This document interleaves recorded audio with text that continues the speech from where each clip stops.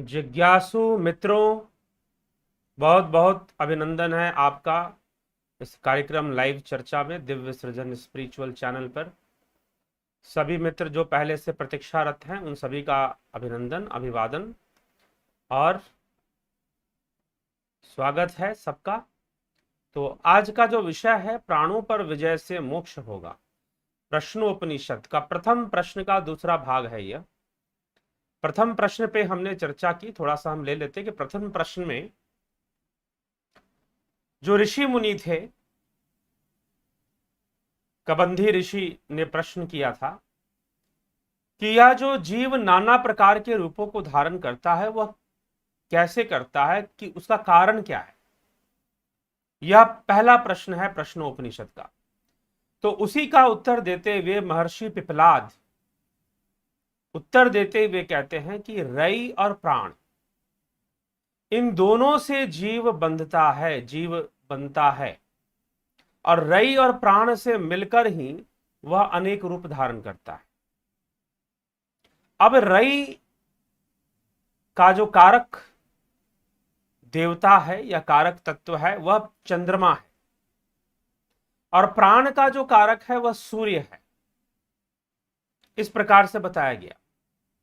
फिर यह भी बताया गया कि प्राण जो है वह तो चेतना की अभिव्यक्ति रूप में है, और जो रई है वह तो जड़ है, और जितने भी आकार और आकार रहित वस्तुएं हैं, जैसे कि आकार में जो स्थूल वस्तुएं हैं, पत्थर, पहाड़, ये सब, और आकार रहित जो वस्तुएं हैं जैसे वायु, आकाश, ये सब। तो जो आकार रहित वस्तुएं हैं वह, और आकार में जो वस्तुएं, सब रई के अंतर्गत आती हैं। ऐसा हमने प्रश्नोपनिषद में कल के व्याख्यान में हमने श्रवण किया था। तो उसी की व्याख्या करते हुए कि सब सूर्य से उत्पन्न हो रहा है और चंद्रमा से उत्पन्न हो रहा है। महर्षि पिपलाद, भगवान पिपलाद कहते हैं, विश्व रूपम हरिणम जात वेदसम परायणम ज्योतिरेकम तपंतम सहस्र रश्मि शतधा वर्तमाना प्राण प्रजाना मुद्यतेश सूर्य। संपूर्ण रूपों के केंद्र, सर्वज्ञ सर्वधार प्रकाशमय तपते हुए किरणों वाले सूर्य को अद्वितीय, यह सहस्रों किरणें वालों सूर्य सैकड़ों प्रकार से बरतता हुआ समस्त जीवों का प्राण होकर उदय होता है। अर्थात समस्त जीवों का जो प्राण होकर उदय होता है वह सूर्य है। उसी के प्रकाश से, उसी की शक्ति से, उसी की किरणों से, उसी की ऊर्जा से यह सब चीज संभव हो पा रहा है, ऐसा कहा गया। वैज्ञानिक दृष्टिकोण से भी जब हम देखते हैं तो यही बात प्रमाणित होती है कि sun is the ultimate source of energy. Even the life energy, जो लाइफ एनर्जी है आपकी, वह भी सूर्य से ही प्रभावित होती है। ठीक, सूर्य के कारक, सूर्य भी उसका कारक ग्रह है। अब ये नाना रूप, अब जीवों का नाना रूप धारण करने का मतलब क्या है? जीवों का नाना रूप धारण करने का मतलब है कि जीव जो अनेकों अवस्थाओं में रहते हैं, स्थूल शरीर धारण करते हैं, तो सूक्ष्म रूप में तो प्राण है, लेकिन साकार और सगुण रूप में, स्थूल रूप में क्या है? रई है। तो संपूर्ण आकार और पंचभूतों की जो सृष्टि है, वास्तव में पंचीकरण से पंचभूतों की जो स्थूल सृष्टि होती है उसका कारक रई है, और जो हमारे अंदर चेतना विद्यमान है, प्राण विद्यमान है, उसका कारक सूर्य है। तो यह भी इसके कारक बनते हैं, वहां से यह ऊर्जा उनको प्राप्त होती है, और यह संसार रचता है। अब जीव इसमें प्रवेश कर कर, जीव जो है इन रूपों में प्रवेश कर कर, चाहे वो सूक्ष्म रूप हो चाहे वो स्थूल रूप हो। स्थूल रूप मतलब हाड़ मांस के देह वाले। सूक्ष्म रूप क्या है? सूक्ष्म रूप का अर्थ है हाड़ मांस के देह वाले स्थूल रूप, और सूक्ष्म रूप का जो सूक्ष्म शरीरी हुआ करते हैं, जो देवता प्रेत आदि योनियों में जो रहते हैं, उनके लिए कहा गया सूक्ष्म। तो वह सूक्ष्म है। तो सूक्ष्म शरीर, स्थूल शरीर, कारण शरीर, यह भी जीव की ही अवस्थाएं हैं, जीव इन अवस्थाओं में रहता है। तो यह विषय चर्चा यहां पर आ रही है। आगे श्लोकों में क्या कहा जा रहा है, आइए उस पर भी हम चिंतन करते हैं। ये किस प्रकार से आगे के श्लोकों में है कहा जा रहा है।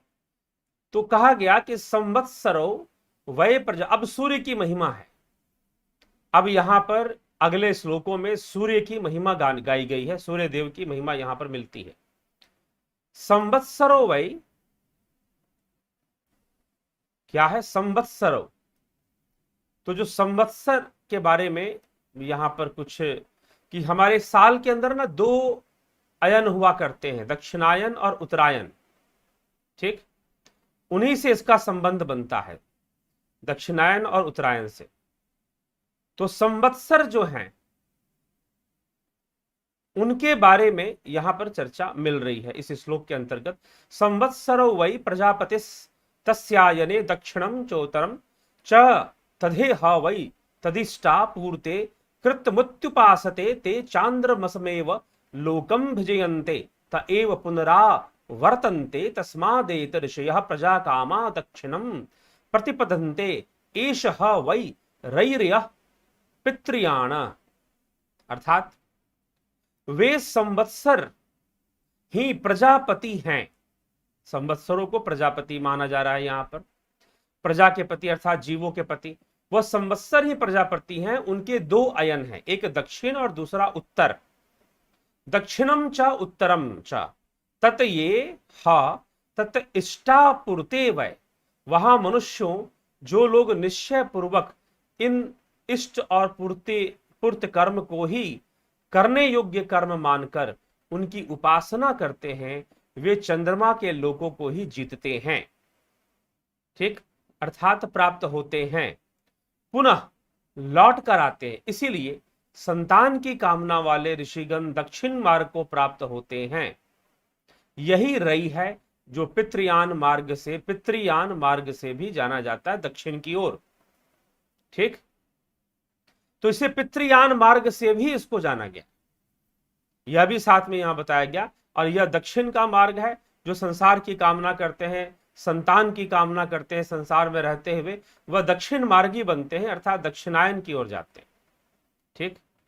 आगे लिखते हैं, अथोतरेन तपसा ब्रह्मचर्येन श्रद्धया विद्या आत्मान मनवी शादित्यमहिविज्यन्ते अतदेव प्राणानाम यतन मेतद मृतम भयमेत परायणमेत सम्मानम पुनरावर्तन्त इत्येष निरोधस्तदेश श्लोकः।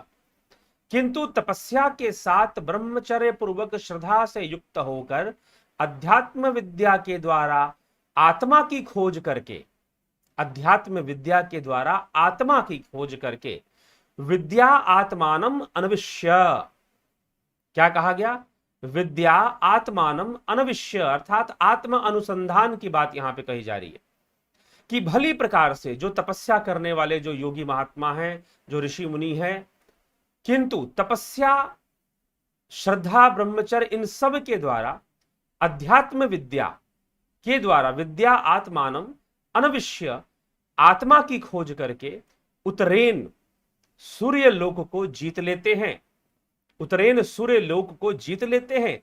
यह प्राणों का केंद्र है और इससे प्राणों पर विजय प्राप्त हो जाती है। सूर्य लोक को जीतने वाले निरंतर प्राणायाम करते हुए, योगाभ्यास करते हुए क्या कर लेते हैं, वो प्राणों को जीत लेते हैं। यहां पर साफ लिखा जा रहा है कि वो प्राणों पर विजय प्राप्त कर लेते हैं, प्राणों को जीत लेते हैं।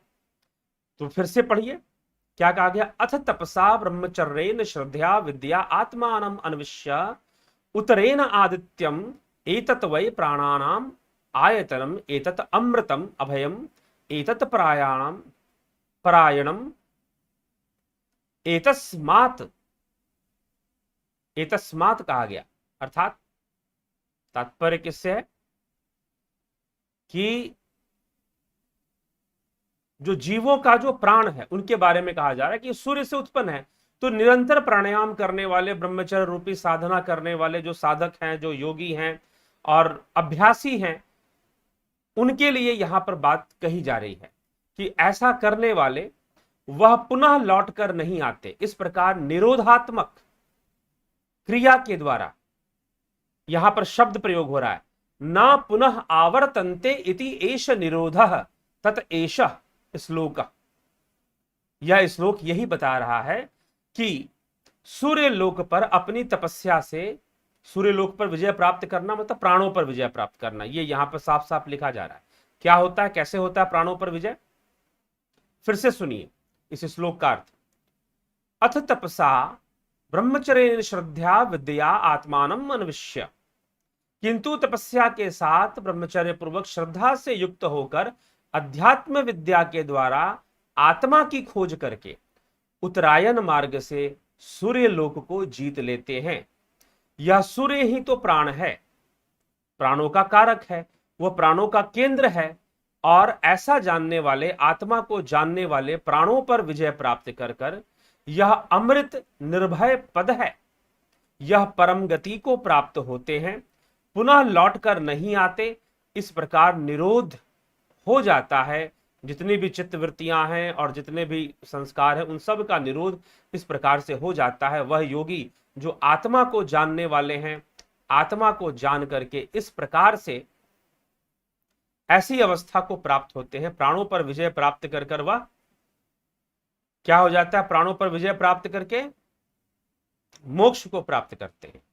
आगे लिख रहे हैं, पंचपादम पितरम द्वादशा कृतिम दिव आहु परे अर्धे पुरीषणम अथे में अन्य ऊपरे विचक्षणम सप्त चक्रे षडर आहु रपिर्तमिति। पंचपादम, 5 चरणों वाले, सबका पिता, 12 आकृतियों वाले, जल का उत्पादक, स्वर्ग लोक पे के ऊपर स्थान बतलाते हैं, तथा ये दूसरे कितने ही लोग ऐसा बतलाते हैं। विशुद्ध 7 पहियों वाले, 6 अरों वाले, बैठा हुआ विचक्षण, सभी भली भांति से जानने वाला है। सूर्यदेव की यहां पर बात की जा रही है, उनकी रश्मियों की बात की जा रही है, उनके अग्नि की बात की जा रही है। ठीक है, तो 5 चरणों वाले जो सबका पिता है, 12 आकृतियों वाले, जल का उत्पादक, जल का भी उत्पादक सूर्य ही है, स्वर्ग लोक से भी ऊपर के स्थान पर बतलाते हुए सूर्य का लोक स्वर्ग से भी ऊपर है, तथा ये दूसरे कितने ऐसा बतलाते हैं, 7 पहियों वाले, 6 अरों वाले, बैठा हुआ विचक्षण, क्षणम, सबको भली भांति जानने वाला है, क्योंकि उसी की ऊर्जा से वह प्राणों को देने वाला है, शरीर में प्राणों का प्रवाह करवाने वाला है। प्राण अग्नि स्वरूप है, तो उसी को वो प्रवाहित करता है। तो मासौ वे प्रजापतिस्तस्य कृष्ण पक्ष एव रहि शुक्ल प्राण इस्तस्मादेत ऋषियः शुक्लम इष्टम कुर्वन्तितर इतरस्मीन। मासवई, महीना ही प्रजापति है, उसका कृष्ण पक्ष ही रई है और शुक्ल पक्ष ही प्राण है। इसीलिए एते ऋषियः, ये ऋषिगण शुक्ल पक्ष में आदि कर्तव्य कर्म किया करते हैं और दूसरे कृष्ण पक्ष में यज्ञ शुभ कर्म अनुष्ठान आदि किया करते हैं। ठीक है, इस प्रकार से शुक्ल कर्म और शुक्ल पक्ष और कृष्ण पक्ष का कर्म बताया गया कि कृष्ण पक्ष में क्या करेंगे, शुक्ल पक्ष में यज्ञ आदि कर्तव्य कर्म करेंगे, दूसरे कृष्ण पक्ष में सकाम भाव से यज्ञ शुभ कर्मों का, सकाम भाव से उसमें निष्काम भाव से कर्तव्यों की पालना, सांसारिक कर्तव्यों की पालना वो कृष्ण पक्ष में करते हैं, और शुक्ल पक्ष में निष्कामी भावना रखकर कर्म करेंगे, साधना करेंगे और अपने प्राणों पर विजय प्राप्त करेंगे, क्योंकि वह सूर्य का काल है, वह उत्तरायण का काल है और सूर्य देव का प्रभाव उसमें रहता है, चंद्रमा बढ़ते हुए क्रम में रहता है शुक्ल पक्ष में। तो इसी प्रकार से यह बताया जा रहा है कि सूर्य और चंद्रमा, सूक्ष्म और स्थूल सृष्टि के बीच में अंतर, प्राण सूक्ष्म है, यह हाड़ मांस का शरीर, ये नाना रूपों को धारण करना, कर्म संस्कार, यह सब चंद्रमा के कारण रई के अंतर्गत इनकी सृष्टि होती है, और जो प्राण है वो अपने आप में अलग है और वो सूक्ष्म है, सूक्ष्म शरीर का अंग है। तो हिरण्यगर्भ भी सूर्य का ही लोक है, इसीलिए उसे हिरण्यगर्भ कहते हैं। हिरण्य का मतलब ही है सूर्य का प्रकाश, सूर्य की किरणें, उन्हीं को हिरण्य भी कहा जाता है। ठीक, तो दिन और रात का जोड़ा ही प्रजापति है। देखिए, पहले बताया गया कि उत्तरायण और दक्षिणायन, उत्तरायण प्राण का कारक है, दक्षिणायन रई का कारक है। फिर बताया गया शुक्ल पक्ष और कृष्ण पक्ष, शुक्ल पक्ष प्राण का कारक है और कृष्ण पक्ष रई का कारक है। ठीक है, अब बताया जा रहा है दिन और रात। अहोरात्र वही, अहोरात्र का मतलब क्या होता है, अहो माने दिन, रात्र मतलब रात्रि। तो अहो और रात्रि ये मिलकर बनता है अहोरात्रि, 24 घंटे का। और अहोरात्रि में से और निकाल दीजिए और त्र निकाल दीजिए तो क्या बनेगा? होरा। होरा, इसे हम होरा विज्ञान कहते हैं, होरा ज्योतिष भी आपने नाम सुना होगा। और इसी होरा शब्द से अंग्रेजी का आवर शब्द बना हुआ है, ठीक है, होरा शब्द से। तो अहोरात्र वही दिन और रात का जोड़ा प्रजापति है, उसका दिन ही प्राण है और रात्रि ही रई है। दिन प्राण है, रात्रि रई है, क्योंकि दिन में सूर्य उदय रहता है, सूर्य उदित रहता है और सूर्य प्राण का कारक है। और रई के समय शरीर आराम करता है, शरीर ऊर्जा एकत्र करता है सोकर, तो वह चंद्रमा वहां से काम करता है, चंद्रमा का समय होता है रात्रि में। तो इस प्रकार से ये चीजें चलती हैं। तो रई, तो जो दिन में इस प्रकार से रति क्रिया करते हैं लोग, सचमुच अपने प्राणों को ही क्षीण करते हैं। जो रात्रि में करते हैं वह ब्रह्मचर्य ही है। अब देखिए यहां पर थोड़ा सा कुछ बातें यहां पर इस श्लोक के अंदर कही जा रही है, इसमें कंफ्यूजन ना करें, बस प्रकृति के सिद्धांत को समझना है, प्रकृति के नियमों को समझना है, ठीक ना। तो यहां पर एक बात लिखी जा रही है कि रत्या संयुज्यन्ते, अर्थात रति क्रिया, दिन के अंदर रति करने वाले लोग सचमुच अपने प्राणों को क्षीण करते हैं, इसीलिए वह आसुरी प्रवृत्ति है। लेकिन रात्रि के समय यह क्रिया करने वाले लोगों के लिए यह क्रिया ब्रह्मचर्य के समान ही है। कुछ इस बार यह बात यहां पुष्टि से कही जाती है, इसीलिए पीछे भी मैं कह चुका हूं, कई बार कह चुका हूं, और भी कई लोग मुझसे इस विषय पर जब बात करते हैं तो उनको मैं बता देता हूं कि सही से अध्ययन की आवश्यकता है, सही से प्रकृति के नियमों और सिद्धांतों को समझने की आवश्यकता है। अगर आप प्रकृति के साथ सही तारतम्य बनाकर चलते हैं तो प्रकृति के उस तारतम्यता के साथ किया गया भोजन और किए गए जितने भी भोग विषय हैं वह आपका नुकसान नहीं करेंगे। तब जाकर एक योग शुरू होगा। तो इस रहस्य को खोलते हुए अगर कोई दिन के समय रति क्रिया करे तो वह उसका पाप है, वह उसके प्राणों को छीन करता है। लेकिन रात्रि के समय तो वो ब्रह्मचर्य ही समझना चाहिए। तत् ब्रह्मचर्य एव यत्र रात्रो रत्या संयुज्यन्ते तत् ब्रह्मचर्यम एव, उसे रात्रि के समय इस प्रकार की क्रिया को ब्रह्मचर्य के समान माना गया है। आगे चले, अन्नम वै प्रजापतिस्ततो ह वै तद्रेतस्मादिमा प्रजा प्रजयन्त इति, ठीक है। अब इसका अर्थ, अन्न ही प्रजापति है। देखिए पहले कहा गया कि आयन ही प्रजापति है, उसमें उत्तरायण और दक्षिणायन की बात की गई। उत्तरायण प्राण का कारक है, दक्षिणायन रई का कारक है। फिर आपके कहा गया कि शुक्ल पक्ष कृष्ण पक्ष प्रजापति है, पक्ष ही प्रजापति है। शुक्ल पक्ष प्राण का कारक है, कृष्ण पक्ष रई का कारक है। फिर अहोरात्र की बात की गई, अहो मतलब दिन, रात्रि मतलब रात्रि। तो दिन जो है वो प्राण का कारक है और रात्रि जो है वह रई का कारक है, ठीक है। उस समय रई का विकास होता है, प्राण का विकसित दिन की उसमें रहता है। तो फिर कहा गया कि दिन में कौन से कर्म और रात्रि के कौन से कर्म किस प्रकार से होने चाहिए, यह भी बताया गया। अब कहा जा रहा है कि अन्न ही प्रजापति है, क्योंकि उसी से वीर्य उत्पन्न होता है और संपूर्ण चराचर प्राणी जो शरीरधारी हैं, जो शरीर धारण करते हैं, प्राणी प्राणों को धारण करते हुए फिर शरीर में प्रवेश कर जाते हैं, शरीरधारी बन जाते हैं, वो सब के सब उस वीर्य से ही उत्पन्न हो रहे हैं। यह यहां पर रहस्य खोलते हुए बताया जा रहा है। तो समस्त चराचर प्राणी उत्पन्न इसी प्रकार से होते हैं और इस कारण इस अन्न को भी प्रजापति कहा गया है, क्योंकि यह अन्न भी स्वास्थ्य कारक है, जीवन कारक है। तो जीव नाना रूप धारण करता, अभी हम इस पर आएंगे। वास्तव में महर्षि पिपलाद यहां क्या समझाना चाहते हैं ये जानना है।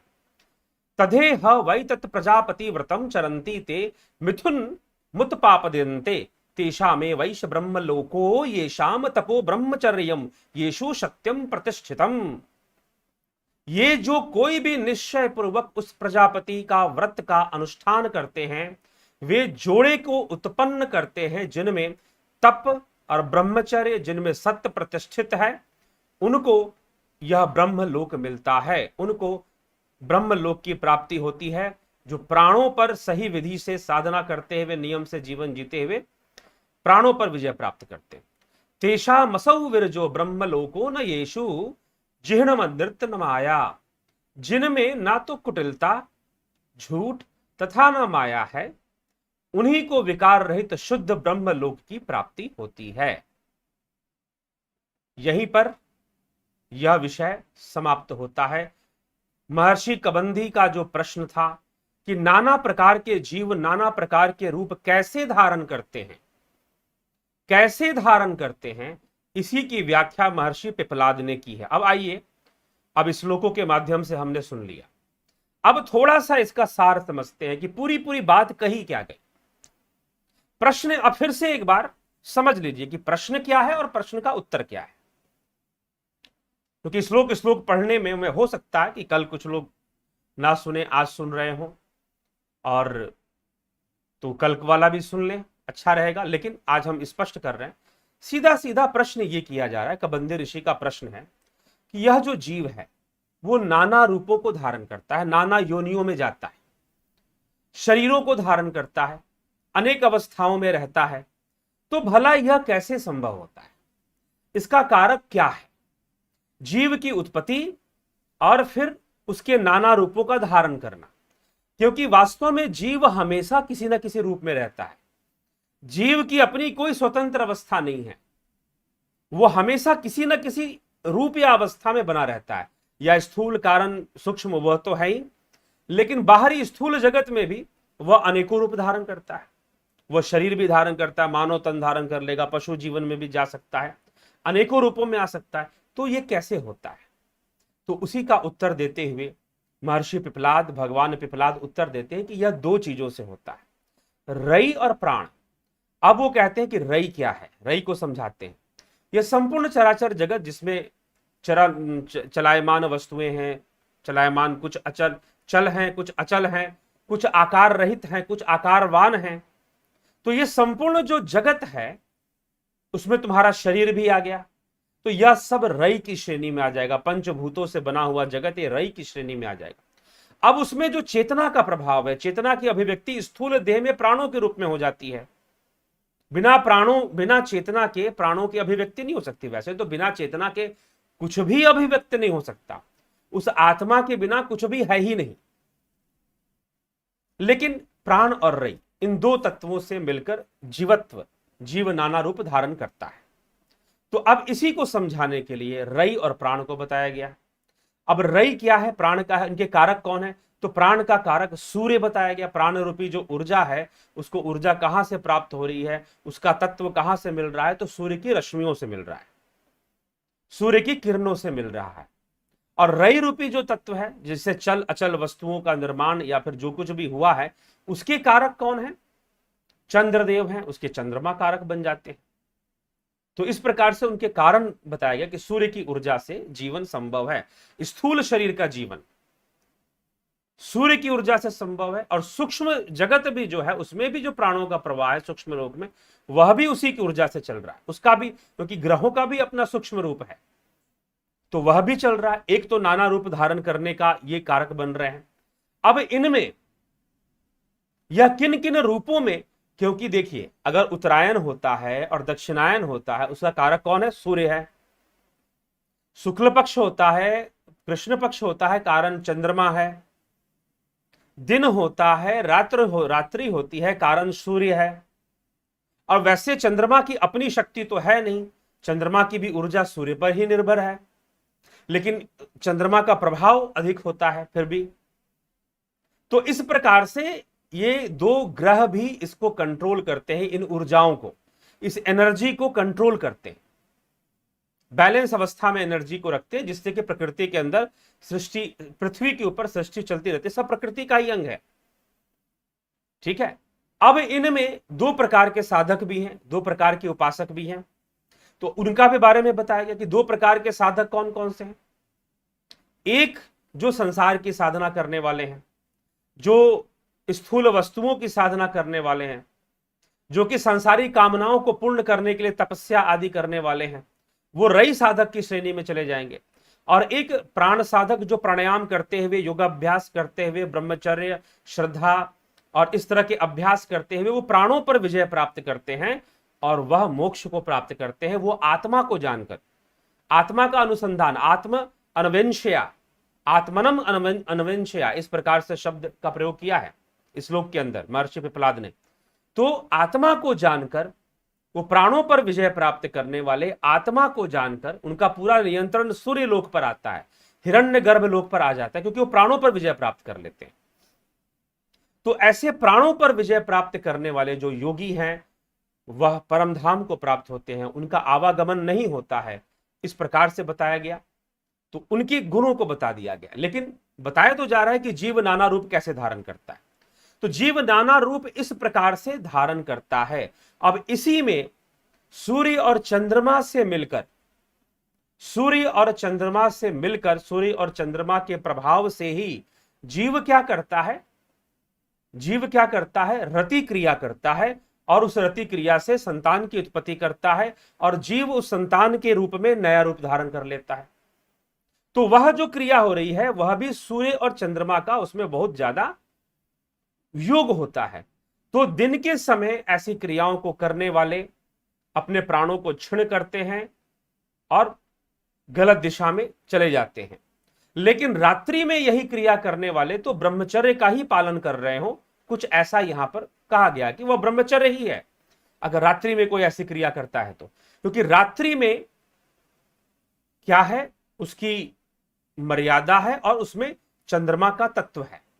तो इस प्रकार से भी ऐसा क्यों बताया गया। अब इस टॉपिक को यहां पर लाया गया उपनिषदों के अंदर, प्रश्नोपनिषद में क्यों लाया गया, इसलिए लाया गया क्योंकि यहां पर जीवों के नाना रूप धारण करने की बात कही जा रही है। तो जीव तभी नाना रूप धारण करेंगे ना, वो संतान के रूप में जन्म लेकर अपने माता पिता के घर जो जन्म होता है, चाहे पशु योनियों में जन्म हो रहा हो, चाहे मनुष्य योनि में जन्म हो रहा हो, लेकिन वह जीव ही तो है जो उस रूप में जन्म ले रहा है। उसने एक नया रूप धारण कर लिया, पिछले जन्म में उसका कोई और रूप था। तो वह कैसे नाना रूपों तक पहुंच रहा है, इस पूरी प्रक्रिया को बताया जा रहा है, इस पूरी प्रक्रिया को बताया जा रहा है। इसीलिए यहां पर रत्या शब्द का प्रयोग करके रति क्रिया की ओर इंगित किया गया है कि यह इसका क्या रहस्य है, और कुछ नियम भी यहां समझा दिया गया है। तो यह हमें समझना चाहिए। तो जीव नाना रूपों में कैसे पहुंच रहा है उसकी संपूर्ण व्याख्या कर रहे हैं, और अंत में प्राणों पर विजय प्राप्त करने वाला, आत्मा को जानने वाला, ब्रह्मलोक का अधिकारी बनता है, परम धाम को प्राप्त होता है, आवागमन से मुक्त होता है। अंत के श्लोकों में महर्षि पिपलाद ने कहकर कबंधी ऋषि का प्रश्न का उत्तर दे दिया, कबंधी ऋषि के प्रश्न का उत्तर दे दिया। तो सृष्टि द्वैतमयी है। सूर्य और चंद्रमा कहने का मतलब है दो तत्व, शीतलता और जो गर्म तत्व है, उष्णता जो है, गर्म तत्व जो है। तो एक शीतल तत्व है, एक गर्म तत्व है। तो शीतल चंद्रमा, गर्म सूर्य है। हमारे शरीर में भी दो नाड़ियां हैं, सूर्य नाड़ी, चंद्र नाड़ी। तो दाहिने साइड हमारी सूर्य नाड़ी है, बाएं साइड हमारी चंद्र नाड़ी है, उसके बीच में सुषुम्ना का प्रवाह है। इस प्रकार से चर्चा आती है। तो सुषुम्ना, इड़ा पिंगला भी उसे कहते हैं, सूर्य नाड़ी, चंद्र नाड़ी को। क्यों सूर्य और चंद्र नाड़ी? क्योंकि हम सूर्य चंद्रमा का ही भाग हमारे भीतर है। सूर्य से प्राण निरंतर हो रहे हैं, चंद्रमा से बाकी चीजें जितने भी वाटरी ऑब्जेक्ट्स हैं और शरीर है जो स्थूल चीजें, वो चंद्रमा से कंट्रोल में आ रही हैं। इसलिए चंद्रमा औषधीय देवता भी है, आयुर्वेद का भी देवता माना जाता है। शरद पूर्णिमा के दिन विशेष रूप से चंद्रमा से अमृत वर्षा होती है, उसका लाभ भी उठाना चाहिए, बहुत ही औषधीय गुणों को लेकर होती है। ठीक है मित्रों, तो यह विषय, यह गूढ़ विषय, गोपनीय विषय महर्षि पिपलाद यहां पर ले आते हैं कि कैसे जीव नाना रूपों को धारण करते हैं। तो जीवों के नाना रूपों को धारण करने में सूर्य, चंद्रमा, रई, प्राण, शुक्ल पक्ष, कृष्ण पक्ष, उत्तरायण, दक्षिणायन, इन सब का योग होते हुए रति क्रिया का भी योग होता है, रति क्रिया का भी योग होता है। इसीलिए महर्षि पिपलाद ने यहां पर रति क्रिया का भी जिक्र कर दिया कि रति क्रिया से संतानों की उत्पत्ति होती है, तो जीव नया रूप धारण करते हैं। लेकिन उसमें भी अगर कोई दिन में रति क्रिया करे तो वो बहुत घातक है, प्राणों का क्षय है, परंतु रात्रि में अगर करता है तो वो ब्रह्मचर्य के समान ही है। इस प्रकार से महर्षि पिप्लाद ने यहां पर लिखा है प्रथम प्रश्न का उत्तर देते हुए।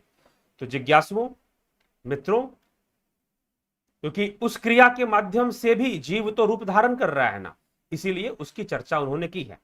तो अब हम चलते हैं आगे की ओर और आपके कमेंट्स भी देख लेते हैं साथ में जाते जाते। समय तो हो चुका है काफी, कमेंट्स भी देख ले, लेकिन फिर भी क्या पूछा जा रहा है, क्या कहा जा रहा है। तो जीवों के नाना रूप धारण करने की जो क्रियाएं हैं, जो कारण है, वो भगवान पिप्लाद ने उत्तर दे दिया। अब अगले प्रश्न पर हम कल के व्याख्यान में आएंगे। 6 प्रश्न है टोटल, 6 ऋषि हैं, 6 ऋषियों ने अलग अलग 6 प्रश्न किए। गुमान सिंह जी क्या कहते हैं, हे क्रांतिवीर आपकी जय हो। प्राण व जीव में क्या अंतर है, बचपन से ही बुजुर्गों के मुख से अक्सर सुनते हैं। प्राण निकलते ही आदमी मर जाता है, जब जीवात्मा आत्मा बोध आप जैसे महात्मा जनों से समझ में आने लगा है। प्रणाम जी। प्राण और जीव में अंतर क्या है? प्राण एक उसका अंग मात्र है जीव का, ठीक है। जैसे कि हम हैं, तो हम कोई, हमारी जो बनावट है, हमारा जो व्यक्तित्व है, चाहे वो शारीरिक व्यक्तित्व हो, चाहे वो सूक्ष्म व्यक्तित्व हो, मानसिक व्यक्तित्व हो, हमारा वह किसी एक वस्तु से नहीं बना है। आपका एक मोबाइल फोन है, आपका कोई फोन है, ठीक है। तो फोन जो है आपका, वो कोई एक चीज तो नहीं है ना, कई चीजों की असेंबलिंग है उसमें। तो उस असेंबलिंग से एक फोन बन गया, कंप्यूटर बन गया। वैसे ही हमारा जो व्यक्तित्व है वह एक असेंबलिंग से चल रहा है, कई चीजों की असेंबलिंग है। पहली असेंबलिंग है सूक्ष्म शरीर की, उसके बाद स्थूल शरीर की। जैसे कि मोबाइल फोन है, एक है उसका बॉडी, स्क्रीन कितना लंबा चौड़ा, क्या बैटरी, और उसके अंदर सॉफ्टवेयर, सॉफ्टवेयर सूक्ष्म रूप में है, ठीक है। तो बिजली इन सब के साथ काम कर रही है, बिजली सबको शक्ति दे रही है, सॉफ्टवेयर को भी हार्डवेयर को भी, कि काम करो भैया। तो वैसे ही वो आत्मा सबको सकाश देने वाला है, और उसी से, उसी के चेतना और उसी के प्रभाव से प्राणों का भी विकास हो जाता है, और प्राण विकसित हो जाते हैं, और सूक्ष्म शरीर का पहले निर्माण माना गया है, सूक्ष्म बनता है पर स्थूल, अब पंचीकृत में सूक्ष्म और पंचीकृत होकर स्थूल बन जाएगा। तो प्राण क्या है? प्राण एक उसका भाग है, जीव का एक अंग है। जीव में ज्ञानेंद्रियां भी हैं, कर्मेंद्रियां भी हैं, कर्म संस्कार भी हैं, अविद्या भी है, लेकिन प्राण उसका एक भाग है। पंचमय कोश में प्राणमय कोश भी आ जाता है, उसका एक भाग है। किसका? सूक्ष्म शरीर का, जीव का। बस इतना ही कहा जाए। एक महत्वपूर्ण भाग है, महत्वपूर्ण भाग, जिसके बिना जीव जीवित नहीं रह सकता। तो इसीलिए प्राणों पर विजय प्राप्त करने वाले योगी अपने जीवत्व को नष्ट कर कर ब्रह्मत्व को प्राप्त हो जाते हैं। भागालुराम कोरी, गुरुजी नमस्ते, मेरा नाम भागेलुराम कोरी है, मैं मुंबई से हूं। मुझे भी आपसे जुड़ना है, लेकिन मेरी शारीरिक सेहत ठीक नहीं है, इसलिए आपसे जुड़ने से पहले बाबा रामदेव से जुड़ना है। तो ठीक है, जुड़िए अवश्य, शारीरिक सेहत ठीक कीजिए, दवाई वाई खाइए, आयुर्वेदिक ट्रीटमेंट करवाइए, ठीक है, जरूर करिए। और फिर जब आपको लगने लगे कि जुड़ना है, यहां पर जुड़ना है साधना हेतु, तो फिर मुझको संपर्क कीजिए। एक बात मैं आपको बता देता हूं, आप मुझसे जुड़ो, इस बात की जल्दबाजी मुझे नहीं रहती है, क्योंकि हम यहां पर कुछ गुण बताते हैं, इसीलिए हम यह सोचते हैं कि भाई जो लोग हैं वो जिम्मेदारी से लें। और कई बार लोग जो कहते हैं, कई बार ऐसे भी लोग मिलते हैं जो कहते हैं कि हम तो साधना करते हैं, हम तो ऐसे ऐसे ध्यान करते हैं। हम कहते हैं करते रहो, करते रहो, लेकिन फिर वो पीछे पड़ते हैं कि नहीं हमें प्राप्त करना है, प्राप्त करना है। भाई लो भाई, करो प्राप्त। पीछे लगभग 2-4 महीने पहले की बात है, किसी व्यक्ति ने ज्वाइन किया था, मेंबरशिप ज्वाइन किया, और नाम नहीं लेता हूं अभी फिलहाल, किसी का क्यों नाम लिया जाए, तो इसीलिए, लेकिन अगर कहीं पड़ता है ऐसे तो कोई बात नहीं है। उन्होंने ज्वाइन किया, सारी वीडियोस भी ले ली, मैं तो सब जानता हूं, मैं तो पहले से सब जानता था, मुझे जरूरत ही नहीं थी। तो करते करते रहते, जबकि उनको कई बार समझाया गया कि आप करिए, अपनी साधना करिए, आगे बढ़िए। तो यही विषय है, इसलिए आप विचार कर कर ही यहां पर आए और मेंबरशिप ज्वाइन करें, गंभीरता पूर्वक ही ज्वाइन करें, ऐसे नहीं, ठीक। जो हम श्वास खींचते हैं और छोड़ते हैं, इसी का नाम प्राण है। इस क्रिया को जो अनुभव करता है, यह प्राण नहीं है। जब बच्चा पैदा हुआ तो उसमें माँ का दूध प्रिय होता है, उससे बड़ा होता है तो खेल प्रिय, खेल से पढ़ना, ये क्या बातें हैं। तो प्राण क्या है? जो हम श्वास छोड़ते हैं, श्वास लेते हैं, वो प्राणों की क्रिया है, वह प्राणों की अभिव्यक्ति है, चंचल अभिव्यक्ति। प्राणों की चंचलता के कारण ही श्वास चलते हैं। प्राणों की भी दो अवस्था है, एक चंचल अवस्था है, एक स्थिर अवस्था है। साधना के द्वारा श्वासें रुक जाती है, एक ऐसी अवस्था आती है साधना करने से श्वास स्थिर हो जाएगी, तो वह प्राणों की स्थिरता है। ठीक है, तो श्वास लेना और छोड़ना यह कोई प्राण नहीं है, यह प्राणों की क्रिया है, प्राणों की अभिव्यक्ति या क्रिया कह सकते हैं। ठीक है, जैसे गाड़ी का चलना, गाड़ी चल रहा है तो गाड़ी का चलना ड्राइवर नहीं हो सकता ना, ड्राइवर की क्रिया है कि जिसकी क्रिया से गाड़ी चल रहा है। तो प्राणों के क्रियामान होने के कारण, प्राणों के रहने के कारण श्वासें चल रही हैं, ना कि श्वासों का चलना प्राण है। बस ऐसा ना समझे कि श्वासों का चलना प्राण है। गाड़ी का चलना ड्राइवर नहीं है। जैसे गाड़ी का पहिया घूम रहा है तो इसका मतलब कि भाई यह तो ड्राइवर है, जी नहीं, उसको ड्राइवर, पहिए को ड्राइवर बोलेंगे क्या, घूमते हुए पहिए को? नहीं। हाँ, ड्राइवर है तो घूम रहा है, वो चला रहा है इसलिए घूम रहा है। ठीक है, तो प्राण होने से श्वासें चल रही हैं, प्राणों की चंचलता से श्वासों का आना जाना लगा रहता है। और जब प्राण साधना करने से, ध्यान योग करने से प्राण जब स्थिर होने लग जाते हैं तो फिर चंचलता दूर हो जाती है। ठीक,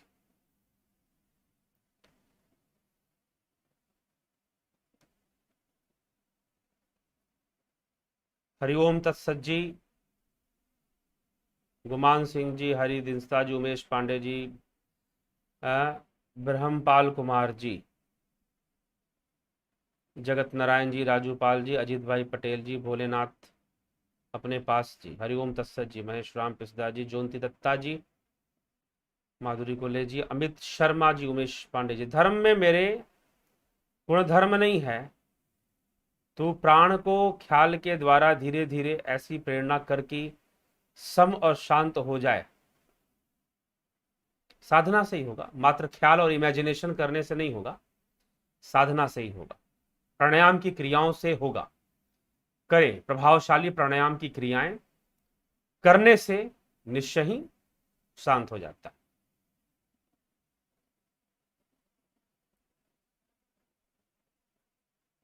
सोई सोहम होत है तुमरे, सोहम सोहम होत है तुमरे श्वासा, माही सोहम को जुस जो सूरत है, तो सोहम नहीं, सोहम भी नहीं रहेगा। ठीक है जी, ये जो सोहम है, जो श्वासों के माही सुनने की बात आप कर रहे हैं, वह भी नहीं रहने वाला।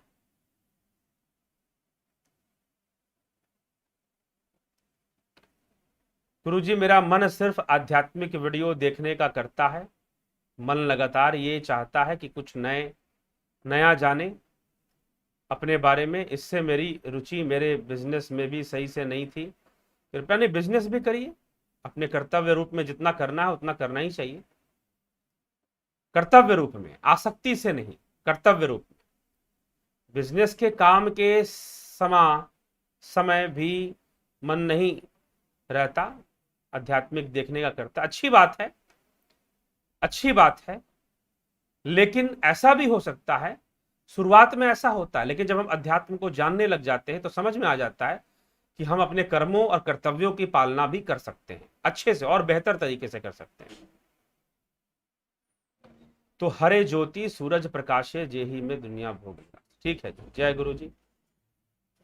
मेरे एक प्रश्न है, रमेश बेहरा जी, कमलेश उपाध्याय, प्रजापत रवि। ठीक है, रमेश बेहरा क्या कह रहे हैं? मेरे एक प्रश्न है भगवान, जब धरती पर आते हैं सांसारिक सीरियल माया क्यों आते हैं? मुनि ऋषि के धरती पर आते हैं तो सांसारिक माया क्यों होते? मुनि ऋषि के शरीर माया क्यों नहीं? ऐसा नहीं है, माया उनके अंदर, उन्होंने विजय प्राप्त किया, उन्होंने अपने योग से आगे बढ़े हैं, माया से परे कोई नहीं है। ठीक है, जब हम धरती पर आते हैं तो हमारे साथ माया क्या, हमारा आना ही माया के कारण है। इसलिए भगवान कृष्ण ने कहा योग माया, मैं योग माया से आता हूं, माया नहीं, योग माया से। तो माया ही है जो भोग भोग करवाती है, भोगों में फंसाती है, सुख दुख का भोग करवाती है, और माया ही है जो मोक्ष का साधन भी बनती है, मोक्ष का साधन भी बनती है। माया ही मोक्ष का साधन बनती है। तो जो मोक्ष का साधन बनने वाली माया है वह योग माया है, और उसी योग माया से प्रभु आते हैं, सिद्ध पुरुष अवतरित होते हैं, अवतार लेते हैं। ठीक है, तो ये वर्णन शास्त्रों में मिलता है।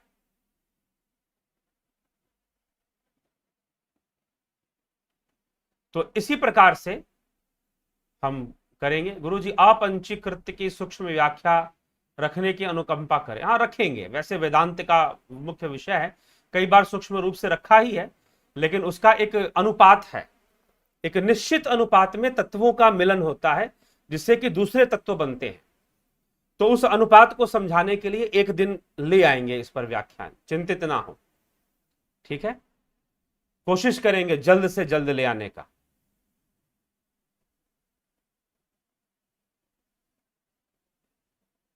ठीक है, ये चीज है।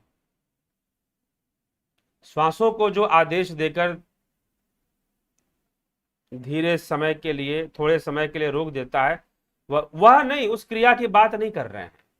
ध्यान की अवस्था में, ध्यान की अवस्था में वो जो जबरदस्ती रोकते हैं, कुंभक क्रिया करते हैं, उसकी बात मैंने अभी नहीं की। ध्यान की अवस्था में प्रणव साधना से, प्रणव साधना जो हम प्रणव साधना के नाम से दूसरे कौन क्या करवा रहे हैं हमको नहीं पता, लेकिन यहां पर जो प्रणव साधना करवाई जाती है, उस प्रणव साधना से बड़ी शीघ्रता से ही श्वासें सामान्य रूप से स्थिर हो जाती, रोकना नहीं पड़ता, अपने आप स्थिर हो जाती। ठीक ना, अपने आप स्थिर हो जाती, आनंद की अवस्था है वो। और जहां जबरदस्ती रोका जाता है वहां आनंद, जहां जबरदस्ती वहां आनंद हो ही नहीं सकता।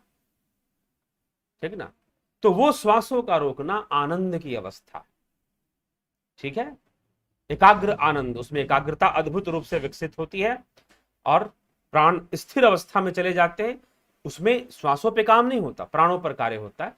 प्राण स्थिर अवस्था में चले जाते हैं, इसलिए श्वासें अपने आप स्थिर हो जाती। तो उसके लिए मैंने कहा है श्वासों का रुकना, ना कि एक जबरदस्ती जो रोकते हैं लोग, उसके लिए मैंने नहीं कहा है। ठीक,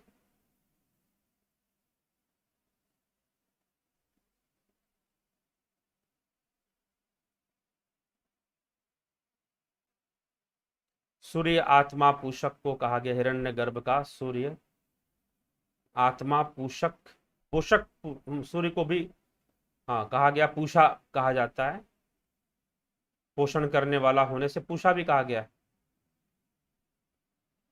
कृपया विज्ञान भैरव तंत्र के बारे में बताएं, वीडियो बनाएं। विज्ञान भैरव तंत्र के बारे में जो वीडियो है ना, एक बात ध्यान रखिए कि वह ऐसी चीज नहीं है कि ऐसे ही बताई जाए, वह कोई प्रवचन का। विज्ञान भैरव तंत्र एक प्रैक्टिकल चीज है। विज्ञान भैरव तंत्र अभ्यास करने के लिए है, ना कि पढ़ने और सुनने और सुनाने के लिए। वो अभ्यास का विषय है।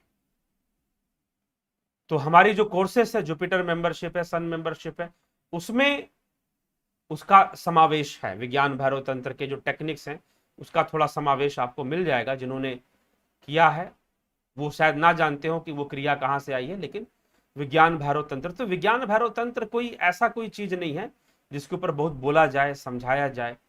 ठीक है, मेरे हिसाब से। हाँ, अगर समझना भी है तो गंभीरता से कुछ लोग बैठें, अभ्यास की प्रक्रिया में बैठे, फिर समझे तो फिर अच्छी बात है। ऐसे सिर्फ कह सुनकर समझने वाली चीज नहीं है, क्योंकि यहां पर तो यूट्यूब पर कोई आया, किसी ने 5 मिनट देखा, किसी ने 10 मिनट देखा, किसी ने 15 मिनट देखा। ठीक है, तो वो ऐसी विषय नहीं है, वो बहुत गंभीर विषय है। विज्ञान भैरव तंत्र बहुत गंभीर विषय है। तो करेंगे तो जरूर, लेकिन थोड़ा समय दीजिए। ठीक है, आएगा। अभी उपनिषदों पे व्याख्या, इशादी 9 उपनिषद चल रहा है, प्रश्नोपनिषद, मुंडकोपनिषद, ऐत्रेय, तैत्रेय, श्वेतास्त्रो, ये चलेगा तो चलने दीजिए, उसके बाद विचार करेंगे। ठीक है, बहुत बहुत आभार आप सभी का। और आप सभी अगली बार हम फिर से आएंगे इस विषय को लेकर। अगले विषय दूसरे प्रश्न पर चर्चा शुरू होगी। प्रथम प्रश्न पर चर्चा समाप्त हो गई। प्रश्नों उपनिषद के प्रथम प्रश्न में 6 प्रश्न हैं, दूसरे प्रश्न पर चर्चा शुरू होगी।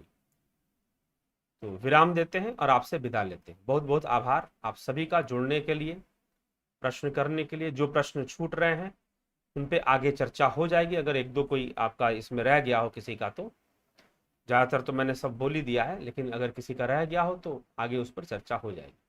तो इसी के साथ मित्रों बहुत बहुत आभार, आपसे विदा लेते हैं आपसे आज के लिए। कल फिर मिलेंगे इसी समय पर।